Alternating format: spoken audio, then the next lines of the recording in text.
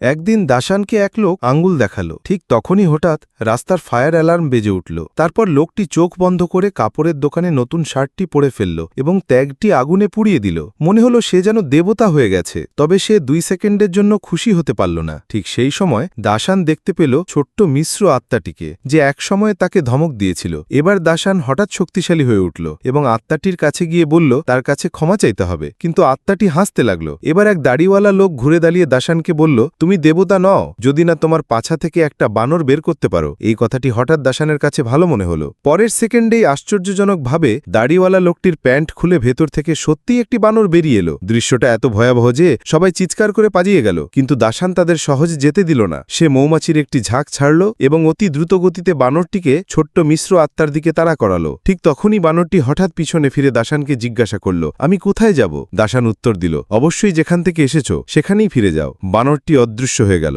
এই মুহূর্তে দাশান যেন স্বস্তি পেল। কিন্তু একদিন আগেও দাশান ছিল একেবারে দুর্ভাগা। যখন সে কাজে যাচ্ছিল তখন প্রচণ্ড যানজটে আটকে পড়েছিল। অবশেষে কোম্পানির ভবনে পৌঁছলেও প্রায় একটি গাড়ির ধাক্কায় পড়তে বসেছিল। তার মনে হতো সে সবসময় খুব দুর্ভাগা। রাস্তার ভিক্ষুকদের মতোই তার অবস্থা। কোম্পানিতে পৌঁছে প্রথমেই সে শুনল তার অনুষ্ঠানটি বাতিল করে অন্যকে দেওয়া হয়েছে। প্রতিদ্বন্দ্বী হোস্ট এমনকি তাকে নিয়ে উপহাস করল। এতে দাশান ভীষণ রেগে গেল। দুজনের মধ্যে ঝগড়া শুরু হলেও বস কোনো কথা বললেন না। সবার শেষে দাশান বুঝতে পারল সে অ্যাঙ্কার হওয়ার স্বপ্ন থেকে আরও দূরে সরে যাচ্ছে। তবুও সে বসের কাছে ভিক্ষা করতে চায়নি। শেষ পর্যন্ত বস তাকে আরও একটি সুযোগ দিলেন নিজেকে প্রমাণ করার জন্যে।